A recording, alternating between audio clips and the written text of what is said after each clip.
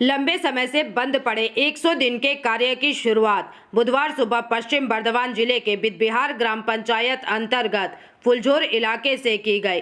कार्य शुरू होने से स्थानीय मजदूरों और ग्रामीणों में खुशी का माहौल देखा गया। कार्यक्रम के दौरान गुलसी के भाजपा विधायक राजू पात्रा ने स्वयं हाथ में कुदाल लेकर मिट्टी काटी और परंपरागत तरीके से मिट्टी सिर पर उठाकर निर्धारित स्थान पर डालकर कार्य का शुभारंभ किया। उनके इस कदम ने कार्यक्रम में मौजूद लोगों का ध्यान आकर्षित किया।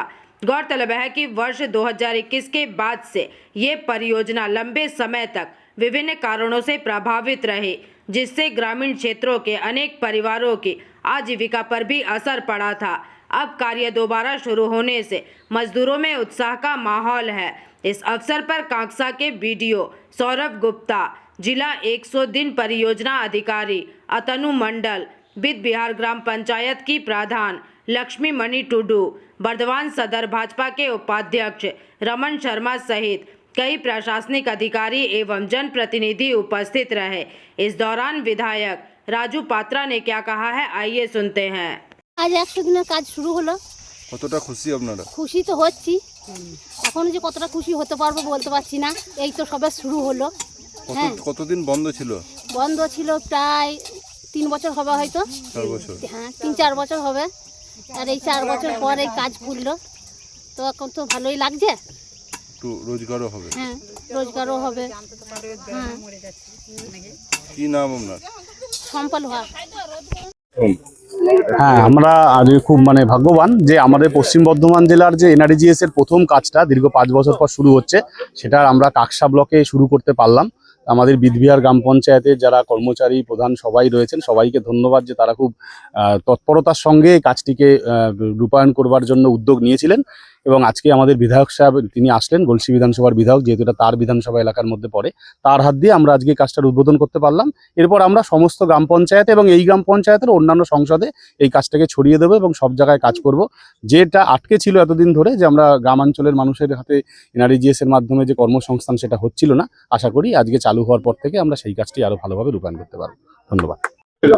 পশ্চিম বর্ধমান জেলায় প্রথম শুরু হলো। পশ্চিম বর্ধমান জেলার গলসি বিধানসভার কাঁকসা ব্লকের আপনার বিদবিহার জিপি ফুলঝোর গ্রামে এই কাজ প্রথম চালু করলাম। এটা আমাদের কাছে গর্বের বিষয়। এর জন্য আমার বিডিও সাহেবকে অসংখ্য ধন্যবাদ, যিনি এইভাবে যে কাজগুলোকে একের পর এক বের করে এনে এই প্রকল্পগুলো চালু করছে, তাদেরকে অসংখ্য ধন্যবাদ। তার সঙ্গে সঙ্গে আমাদের এনআরজিএস এর যিনি অফিসার আছেন, ওনাকেও অসংখ্য ধন্যবাদ। সাধারণ মানুষ যেইভাবে দুর্নীতির সঙ্গে মিশে যাচ্ছিলেন কিছু মানুষ, তারা আজ কাজ পাবে এবং পশ্চিমবঙ্গে ডেভেলপ আরও উন্নতি হবে। মানুষ আর ভুল পথে চলবে না। মানুষদেরকে যেই ভুল পথে নিয়ে গিয়ে মিথ্যা প্রতিশ্রুতি দিয়ে মানুষদেরকে যেভাবে তৃণমূল সরকার শেষ করে দিয়েছিলেন, আজকে এনআরজিএস কাজ চালু হওয়াতে মানুষ একটা আশা, যে আশাটা বেঁধেছিল সেটা আজ আশার আলো দেখতে পাচ্ছে। পরবর্তীকালে আরও অনেক আমাদের প্রকল্প আসবে, সেই প্রকল্পগুলো মানুষ পাবে, সাধারণ মানুষ কাজ পাবে। সাধারণ মানুষকে আর বিদেশে যেতে হবে না, ভিন রাজ্যে যেতে হবে না, তারা পশ্চিমবঙ্গে থাকবে, পশ্চিমবঙ্গেই কাজ করবে। এটা আমাদের কাছে গর্বের বিষয়। তার জন্য আমাদের মুখ্যমন্ত্রী এবং দেশের প্রধানমন্ত্রীকে অসংখ্য ধন্যবাদ। এনআরজিএস এর কাজগুলো আস্তে আস্তে চালু হলে আরও যেসব কন্ট্রাক্টররা যারা অনেক টাকাতে ফেসে আসে এনআরজিএস এর তৃণমূলের আমলে, তাদের পয়সাগুলো রিটার্ন করার আমরা ব্যবস্থা করাচ্ছি। এর জন্য আমাদেরকে একটু সময় দিতে হবে। সময় দিন, আমরা যে কাজ করব, যে সোনার বাংলা গড়া অঙ্গীকার নিয়েছি, তার কিছুটা বলতে পারেন আজ থেকে শুরু।